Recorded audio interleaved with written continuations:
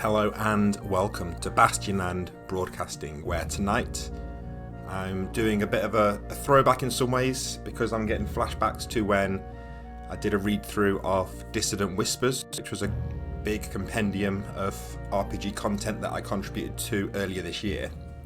Well, there's been another one. It's not associated with it in any way other than the fact that it's a compilation of material. But what we're looking at today is something called Knock. And there's two reasons that we're looking at this. And believe it or not, the selfish reason is kind of the lesser reason. So I am in this. There are some articles that I have written that are in this this adventure gaming bric-a-brac compendium, they call it. Some blog posts that I've done have been contributed to this, and they're going to be featured in there. So I am obviously getting paid for that contribution to the book. But genuinely, I sort of agreed to this. I'm going to be a bit more transparent than perhaps I should be. I agreed to this when Eric, who's sort of compiling it all, he got in touch with me, and I sort of thought, yeah, this sounds like an interesting thing to be a part of, and I sort of agreed to it. And we stayed in touch, and then I kind of forgot that I was involved in it, which often happens when I agree to a project and then I forget that I'm involved with it. And then all of a sudden it was happening, and I got sent a sort of preview PDF through just to sort of check that my name was spelt correctly, which I massively appreciate, because a lot of places do not spell my name correctly. So I really appreciate that, but then I was actually blown away by how good it actually looks, and I thought this is something that if it had slipped past me and I'm actually in here, there might be other people that are not aware that this is happening, so maybe I can spread the good word a little bit. So I'm going to jump pretty much straight into it, but I will also say that this is on Kickstarter now, so if you go to Kickstarter and search for Knock, you'll find it. I think Eric, who is sort of one of the two main people involved in this project, he did say he was going to try and pop into the chat rather. So if you are indeed there, Eric, please let us know. And then any questions that we have going through this, I can direct them to you instead of trying to answer them myself, because I don't know everything about this project, I'm afraid to say. So, I'm not going to read the whole Kickstarter page, but it's here, it's happening. There's 6 days left to go. They've smashed their goal, but I don't want people to miss out on this because it looks pretty special to me. Now, I'm going to start with the dust jacket, and then I'm going to move on because I'm afraid I cannot tolerate a dust jacket on a book. So this was a stretch goal, and there's some really cool stuff in here. But yeah, dust jacket, I'm going to treat this like I probably will store it separately and have it like a fold-out dungeon. I'm going to get into the main book because I think that's where the meat of it is, but it does have a very cool dust jacket as well. So, Knock. The first thing I need to say is a disclaimer. This is not the finalized version. I think they're getting pretty close, but this is not the final version of this book. So if you buy yourself a print copy on Kickstarter, the version you get will be different in some ways, but it should give you an idea of the kind of thing that's in there. So I mentioned that Eric, I'm sorry Eric, I've never had to say your surname out loud before, so I'm going to do it now completely blind. Eric Noidan and Olivier Revenu are the two people that are involved in this at the core. But the thing that makes it really exciting, it does have contributions from Eric, but it also has contributions from other writers. A lot of it, I think, is blog posts. So if you've always been interested by like the sort of OSR adventure game blog sphere, but either you came on board a bit late and perhaps you find it difficult to keep track of who everybody is now that Twitter's a bit more of a thing, or maybe you've got your few blogs that you follow and you're interested in sort of seeing what else is going on out there. This is a great way to dive in, because you can see here, I will hide myself for just a moment so we can see there's a list of contributors here. I'm not going to go through all of them.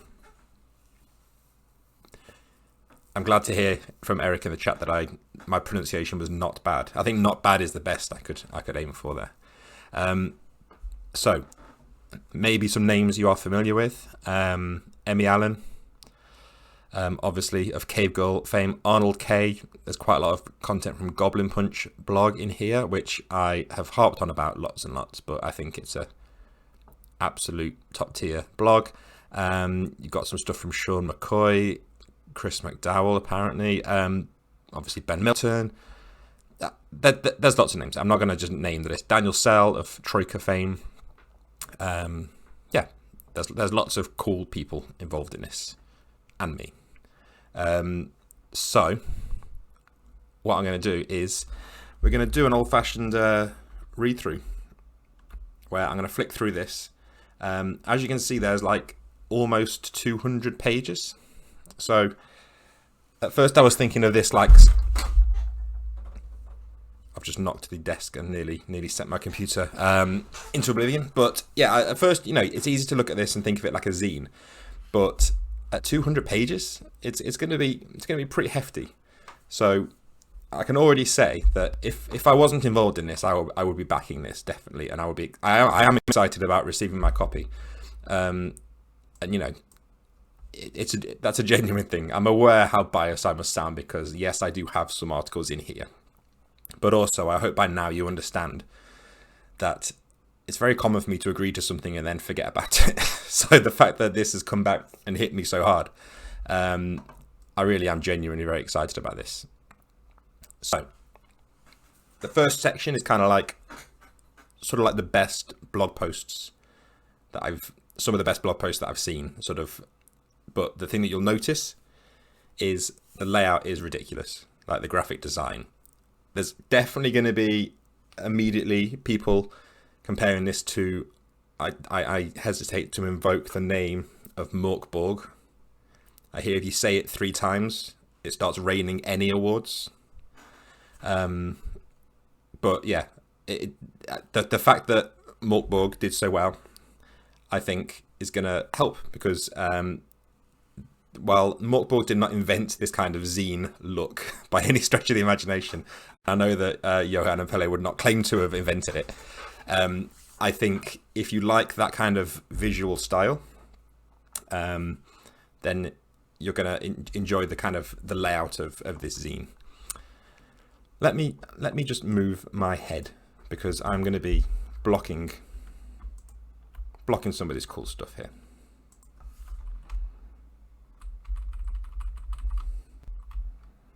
You don't need me to be this big. I do like this stream to be all about me, but in this case, I'm happy to share the limelight. But you can see straight away the there we go. So the whole look of this thing is fantastic. Now, I'm not going to sit here and read out these first few articles, especially because the first few are like kind of like long form articles talking about what I want in an OSR game. And then leading into a sort of comparison of old and new D&D. Gavin Norman, I should have said, if you're not familiar, is the Old School Essentials creator. And you've got some things that kind of start you off with, like, what I hesitate to say what is OSR, because that's a whole can of worms. But it gives you a kind of grounding in like what certain people, so what Gavin, and I'm not sure who wrote this first one, maybe Eric can help me out. I don't know if this was written by Eric. There's not a credit on here. But this kind of gives you a grounding of like, what are we talking about when we talk about OSR? It's not a definitive answer. You're never going to get a definitive answer of that question, but it's a start. And they're interesting articles, but I'm not going to read them all the way through. And I'm lucky enough to be one of the first articles here.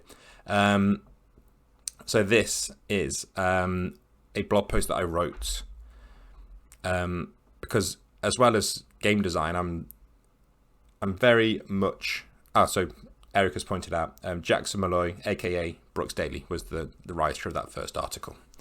So with this one, another passion I have aside from like game design stuff is cocktails, and especially kind of making new cocktails based on like classic structures. So not necessarily trying to recreate the old style, but embracing some of the principles. There's a lot of crossover there with like what I do with role-playing games. But the Cocktail Codex is this book that talks about there only being 6 cocktails, and then every other cocktail in the world is like, you could kind of think of it as a variant of that.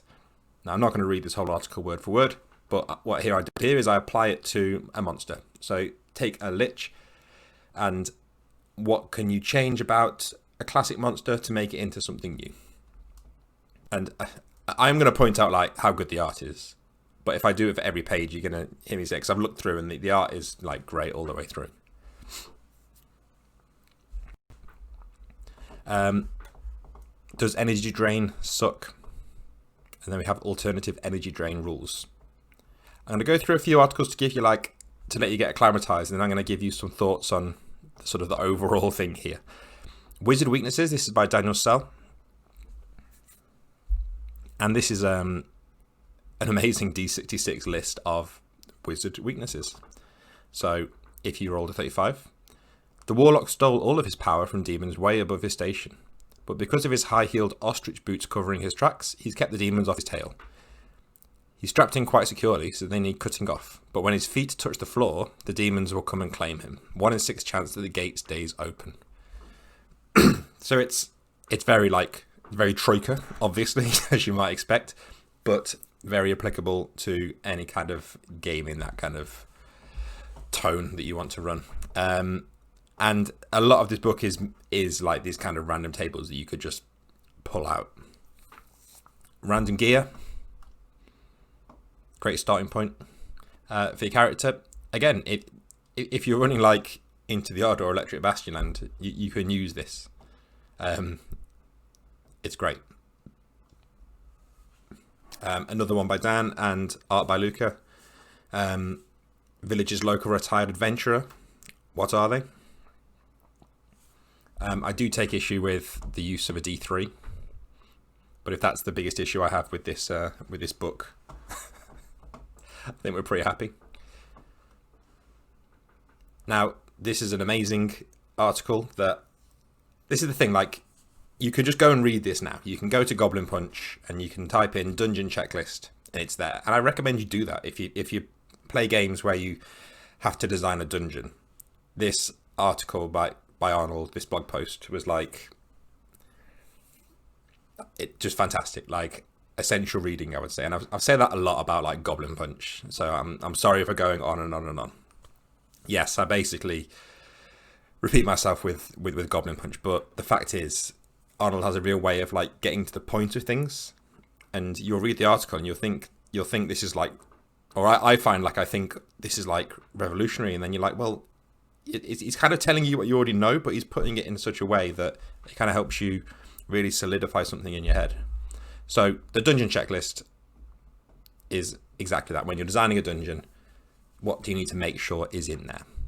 And like I say, you can go to the blog and read that on like his blog, and read it on your phone or on a screen and then forget about it. But having these like seminal blog posts in like not just in a physical book, like it would have been one thing to have these in like a print on demand physical copy. That would be cool, because then I could sit and I could read these blog posts in like a more of like a book mood, if that makes sense. I don't know about you, but I like read differently when I'm reading a physical hardback book than when I'm reading off a screen. That would be one thing, but to have it in this beautiful style it's really exciting. I really can't wait to get my hands on it. Ben Milton of Questing Beast. This made me laugh out loud on here. Yeah, so he talks about, so if you don't know, Ben is, he works as a teacher, as well as doing his game design.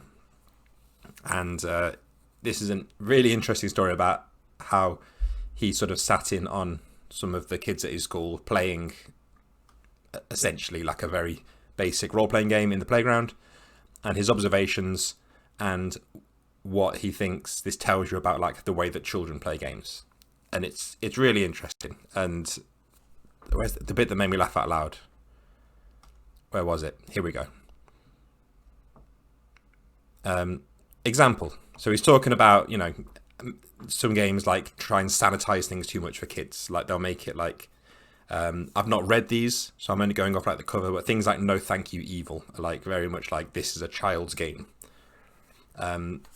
So he said in his experience, he finds that you can get away with a lot more than that. You don't have to sanitize it so much. So the bit that made me laugh was, I had a game where kids were on a sinking ship in a storm.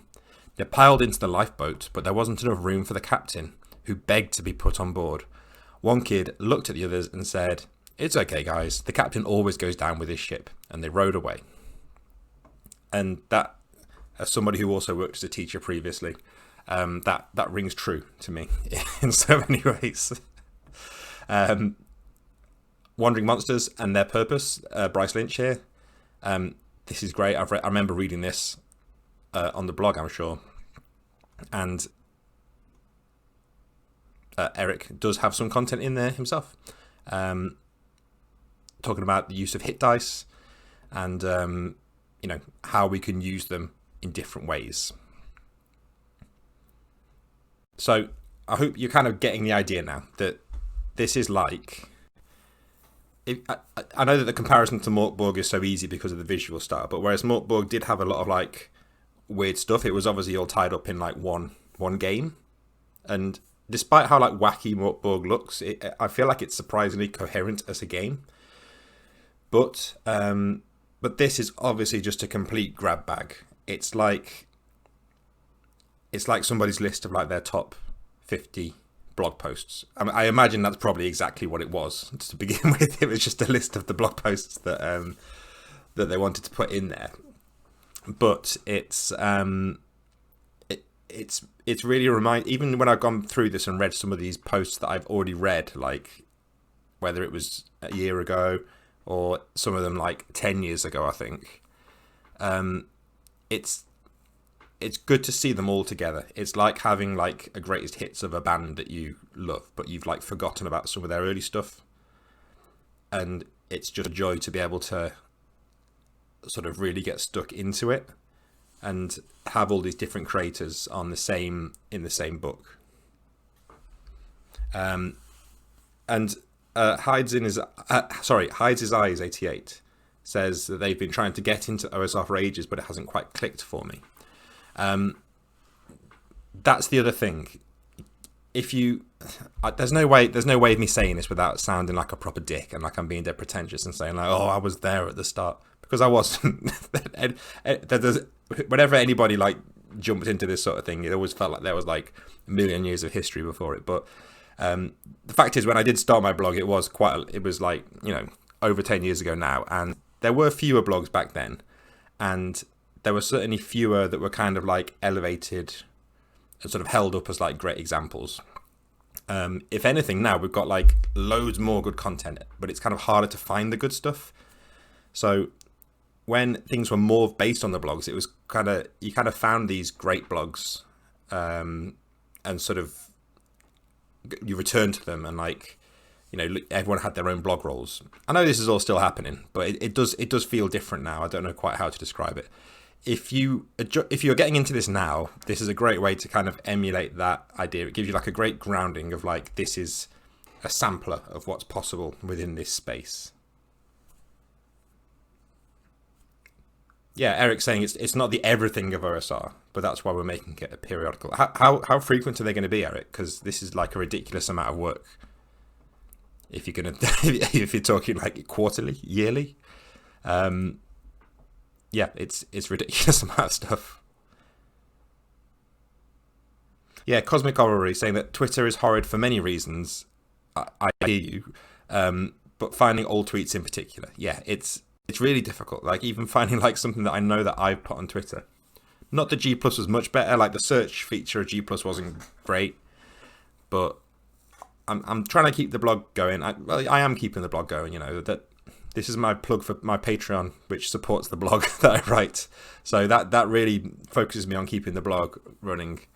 It's very tempting these days to just like put everything into a Twitter thread and just trying to get engagement there, but it is different having them on the blog. You do get a different feel. Like this stuff couldn't exist really in the same way on Twitter, a lot of these articles. Eric says it's going to be twice a year. Awesome. Please have you back next time, Eric. I will be involved in every single one if you'll have me. Because I want a free copy each time. I don't have to pay for it myself. Okay, so then we're moving on. There's another one of Ben's here about naming the game. So this is the whole OSR adventure game. This is like the definitive OSR article, really. Like rambling about the name OSR and whether we should use it or not. Expose Your Prep is something that I wrote about. Some of these are in Electric Bastionland, in the Addendum. Not Addendum, what's it called? Yeah, the Addendum at the back of Electric Bastionland. But, you know, it's good to have them here as well. And this is especially useful because there's, it kind of, the post from Arnold that I was referring to is back in this book, so you can kind of flick through and find it. My post about encouraging scheming. I don't think this one made it into Electric Bastionland. Sean McCoy of Mothership fame, of beating me at chess regularly fame. He is writing here about high stakes. This is really interesting. I'm going to say something controversial.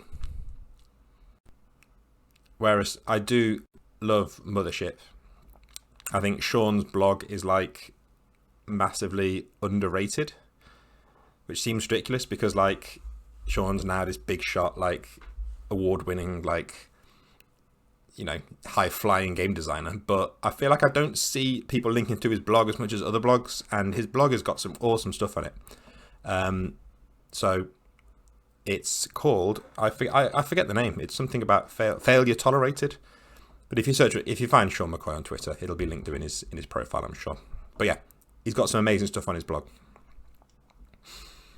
What's the deal with Igor's hump?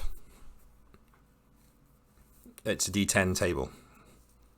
What more do you need to know? And again, I know that Troika is like the hot game. It's been the hot game forever, and it doesn't seem to be getting any less hot. It's it's a big deal. But if you are familiar with Troika and you haven't checked out Dan's blog, definitely do that. But there's some of the best articles are in here as well. This one is awesome. I was reading this one earlier, and yeah, it's awesome. It's just a great example of like the kind of thinking that you get on some of these blogs, where it's just like, here's an idea, let's try it out, and it embodies that kind of do-it-yourself attitude, and that kind of, I hate saying punk because I'm clearly like the least punk person in the world, but it is that kind of the punk attitude in terms of like how anyone could just pick up a guitar and like learn some power chords and bang it out, and it's more about how you do it. What he's doing here, he's presenting very, very short, very simple like changes to the rules, but they're having like a big impact. It's just awesome stuff. This article I really like. I'm not just saying that because there's like a nice compliment to me in here. It's really good. It's Arnold exploring the whole rules not rulings thing and how you can actually apply it to your game. So having challenges that are problems to be solved. But it's awesome. It's quite a lengthy article, but it's one of the most important articles I would say to read. So I use this example all the time when people ask me about like OSR style things. So they ask about like, when I talk about like problems that have more than one solution, I talk about like having a moat full of crocodiles, because it creates an interesting situation. There's not an obvious way to get past, and it can be twisted in various ways. You could turn it to your advantage. It could go completely wrong.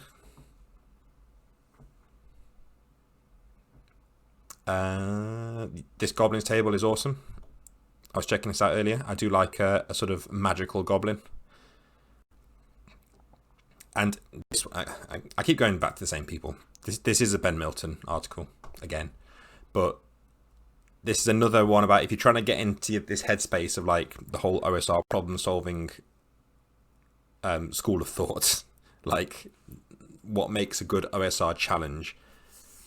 And to me, that's one of the things that sets it apart from like the games that are a bit more about the narrative. I think I do like a game that has this kind of weird problem solving element in it, and I don't always get that from games that aren't in this kind of style. And framing all of the labors of Hercules as OSR obstacles is a really cool way to kind of to show how it works and kind of why it works, because obviously this is a story that's like you could argue that the story of Hercules was pretty popular, was a pretty successful story. Eric says, My Goblins Are is the only regular feature of Knock. I look forward to the next one. What do the monsters want? Save versus actual death. If your game is a little too lethal, you might want to consider a way to spare the adventurer's insignificant life.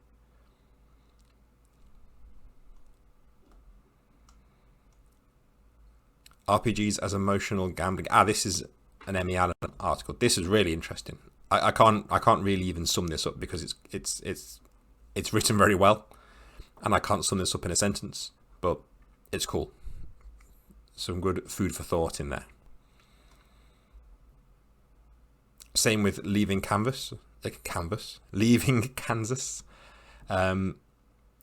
It's interesting because you get these kind of thought pieces like this, which are kind of like a bit more like what I associate with like Emmy and her blog.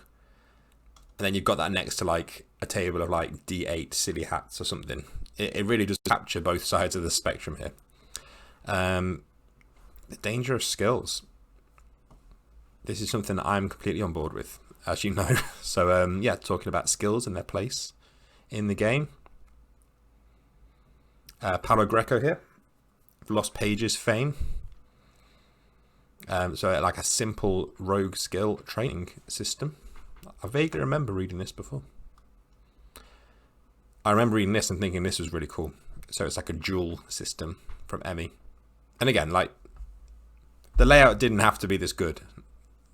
Like it's awesome. Like this would already be, I know I keep harping on about this, but this would already be an interesting, useful book, even if it had a very workmanlike layout. But just framing it like this does so much to make the content just like leap off the page at you. Now, who's responsible for this very bad art tag down here on these 8 statue encounters?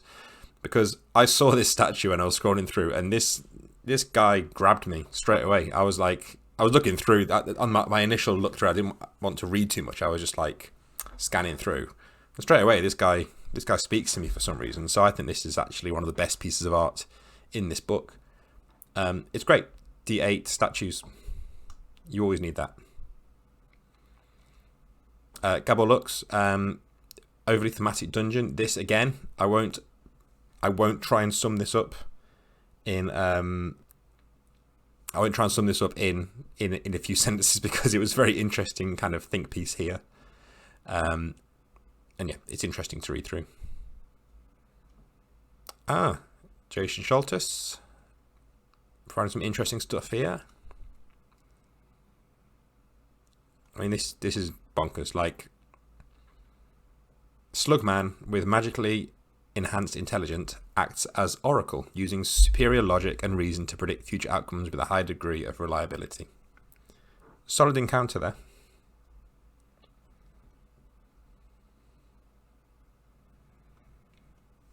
Caesar's Carbine is asking whether this is like all existing content or whether there's any new content. Eric will be able to answer that, and I'll parrot what he says for those of you who can't see the chat. He says it's 90 to 95% blog posts, maybe. But again, I'm not just saying this. I've read probably most of these blog posts. I've read probably more than half of these blog posts like on the blogs originally. But having them in this format, I think, is going to be really cool, really useful. maybe closer to 75 or 80%. I'm getting conflicting information from the team here, which sums up OSR very nicely. Better treasure.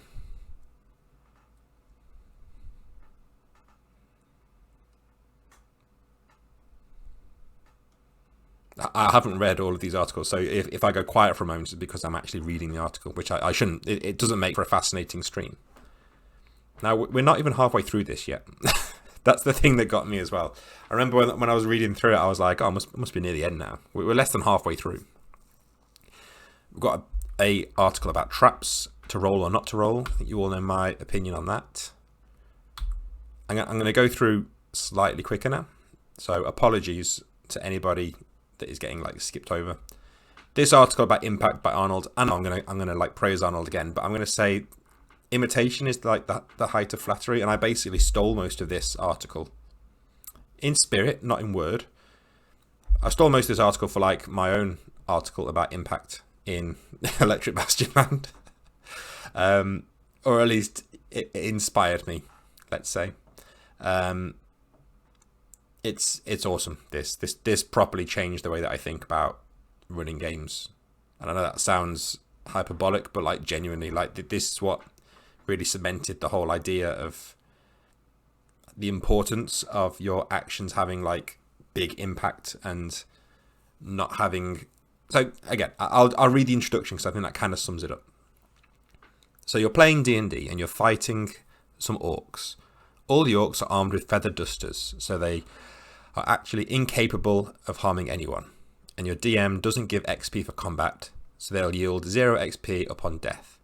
This combat is a waste of time. You're just rolling dice until these orcs die. The encounter is shit because the encounter has no impact. And then he goes on to tell you how you can get around that in lots of different ways. Much better ways than I did, frankly, because I was just like, give your monsters weird abilities, make them mutate the characters. It's fine. He actually goes into it much better than I do. This James Holloway article, again, I remember reading this and being very impressed. Why the fuck did you enter the Goblin Caves? Let's look at 14. Sir Gorgeous, the half-orc paladin, wants to beat some religion into the little fuckers' heads. Nice. Here we go. This is strong. This is where I was like, if I wasn't already sold on this was great. Some people in chat asking where can you get this. It's currently kickstarting. I am like an amateur, so I don't have the link prepared, but I'm sure Eric would happily share the link to the Kickstarter. There's like 6 days left, so I'd get it today before you forget. But yeah, D20 magic helmets. It's awesome. This Matilda one is what got me. So it's a glamorous frog mouth helm encrusted with colourful and indestructible gems. +1 to AC and +1 to charisma. But if touched by anyone but the owner, it explodes. Owner's face is marred by incurable leprosy when the helm is off. Yeah, that's a lot in a helmet.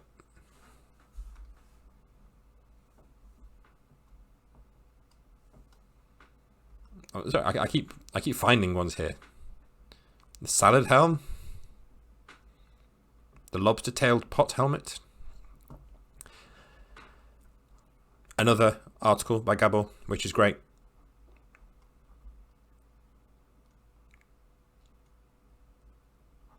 And another one of mine. 34 good traps. So talking about trap design, what I like in a trap, and 34 traps that work for me. 300 useless magic loot. I haven't seen this one, so I'm looking forward to rolling. Am I rolling a D1? No, I'm rolling like a D6 and a D100. I'm just going to choose a number between 1 and 300. I'm going to pick 242. So 2 and 42. Well, I mean, I found a typo. So You're welcome, Eric. Pan or recipes? I'm assuming it's pan of recipes. Sentient pan gives sneering advice on cooking to any cretin using it. There you go.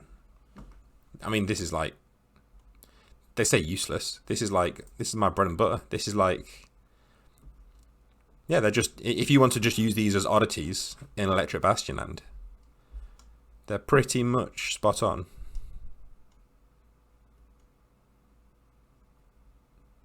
It wouldn't be a book unless there was a map by Dyson in there.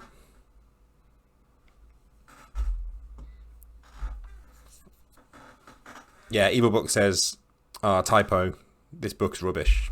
Yeah, I'm giving it second thoughts. Maybe I shouldn't be promoting this. Yeah, I had a traumatic time with typos in Electric Bastion land. When I released the first PDF, there were quite a lot of typos still left, despite lots and lots of passes. There were still a few, and there was a very unfortunate one that nearly made it into the final print version. I'll leave it to your imagination, but there was a typo on the word gum, because there's like a chewing gum based module, and it was one of the last things to go in the book, this spread. And yeah, there was a typo on like chewing gum, and a typo on the word gum, and it nearly made it in. That would have been quite unfortunate. 8 variants of the Caves of Chaos. I remember reading this. Nicholas Desso. Some cool ideas. You've got to have a like I eat the body table. D12 magic blades. Yeah, these are cool.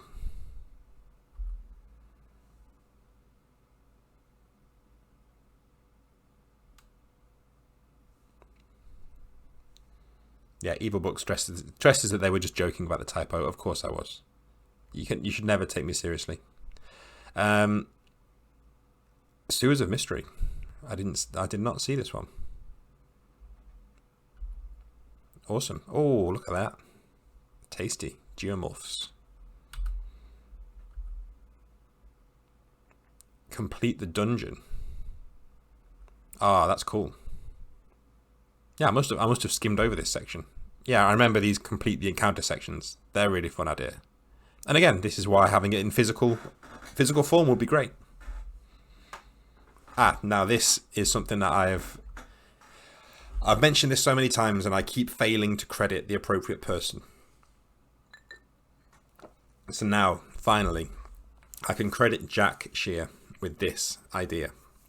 Just use bears. I'm going to read the whole thing because I think this is like, again, this is something that changed the way that I think about running games. And I'm not exaggerating. Like this genuinely is something that I think about any time I run a game. Like this is in the back of my head. So, the characters in your old school D&D game go somewhere you haven't yet prepared, and you describe some cool, weird-ass monster that you don't actually have stats for. At the bottom of the bone pit of the succulent orb, a vast form rises from the sinkhole. Its reptilian body glistens with antediluvian slime, and its pteroid jaw opens, revealing rows of serrated fangs, in what appears to be a most unholy welcome. In situations like these, I just use the stats for a bear, and no one is the wiser. Reskin its appearance, methods of attack, and add special abilities on the fly if you absolutely must. But when in doubt, just use bears. It works, I can tell you. And then we're into the Cartographer's Curiosities section, which is a load of maps. And I'm going to skim through these because I don't want you to see these too much. So I want to leave something for a surprise. That's got Skull Fungus written all over it. Good to see. I'm sure there's some Dyson in here because there has to be. Oh, maybe not. And then we have a section for character classes. And I think they're kind of like with like old school essentials in mind. But the whole, like, you know, it's the DIY OSR attitude. You can bend this to fit whatever system you're running. So yeah, we've got a living harness. a ne'er-do-well.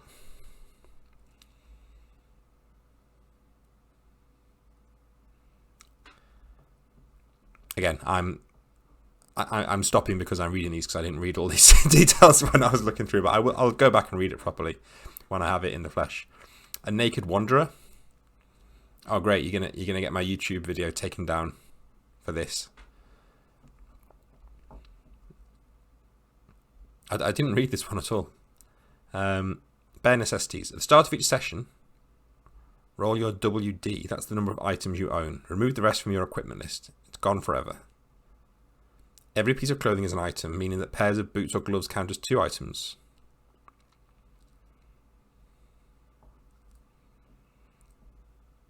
So yeah, so you're encouraged to be naked so that you can carry more useful stuff. Right? Works for me. A sheep. Okay. With armor class that varies based on season. That's ridiculous, but I love that. I genuinely didn't see that until just now. I think that's awesome. Hamstero. Like a giant monstrous hamster. Oh no, sorry. I took from this picture that it was like an ogre-sized hamster, but they're just 3 foot tall. Swarmlord.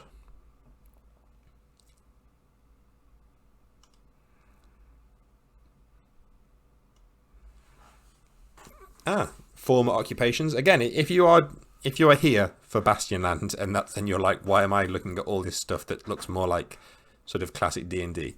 There's a lot of crossover, obviously, and like this is you could use this to sort of augment your failed careers pretty readily.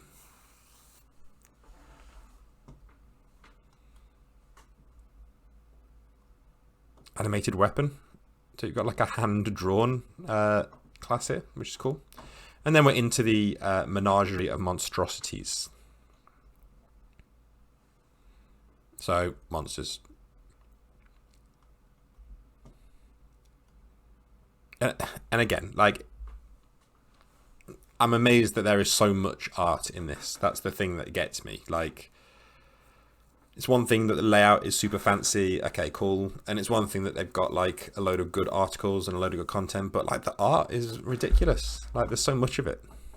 And it's all new. Like, so for my pieces that are in here, there's none of the. I think if I was using art in those, I was just using like public domain images. So you know, this is all like newly sourced art at least. Treasure frog. I'm intrigued. So they can smell treasure.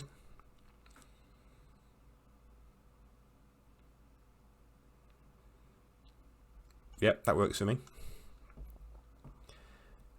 And then we have extraordinary excursions. So this is like your adventures.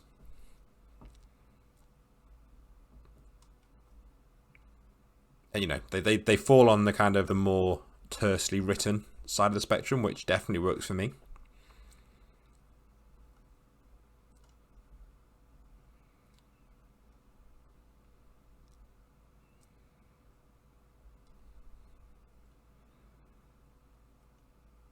Yeah, cool stuff.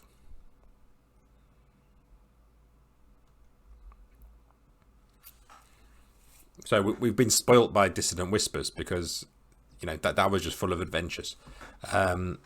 But here you've got some that are a bit more fleshed out. And then here we go. This is the final page. Meet the Daimon. You drop all their hit dice on this table, and that gives you some like randomly generated elements of that creature, I guess. So there you go. That is Knock issue 1. Hopefully of many. Let me get back to the front here. So there we go. It is an old school gaming compendium. It is currently on Kickstarter. I should have checked because I want to see this go up while I'm here. Hey, someone bought it. There you go. I'll take the credit for that one. But yeah, genuinely, like, again, for transparency, obviously I've got some articles in here, so I want people to buy it because I'm getting paid for it. Like, I'm just gonna be honest with it. But like, this is awesome, and I want there to be more of these because I genuinely just want to have these on my shelf. They've smashed all their stretch goals. But there's only 6 days left to go. So get on board, buy it, and enjoy it. Now, this is the final Bastion and broadcast before Christmas, I think. I might do like a silly one later in the week in the daytime. It might just be me playing something if I decide I want to have a slightly easier day as I move towards hopefully finishing for a short break over Christmas. So this is the last Tuesday night one. Next Tuesday there won't be a broadcast. The Tuesday after that there won't be. So we'll get back into the swing of it in January. So until then, I will once again say, go to Kickstarter, check out Knock. Thank you to Eric and Olivia for letting me have a brand new preview of this and read through it, and for getting me involved in the first place. It's very flattering to be involved in such an amazing project. And until January, I hope everybody has a good break if you do get a chance to have one. And yeah, Merry Christmas and stay safe.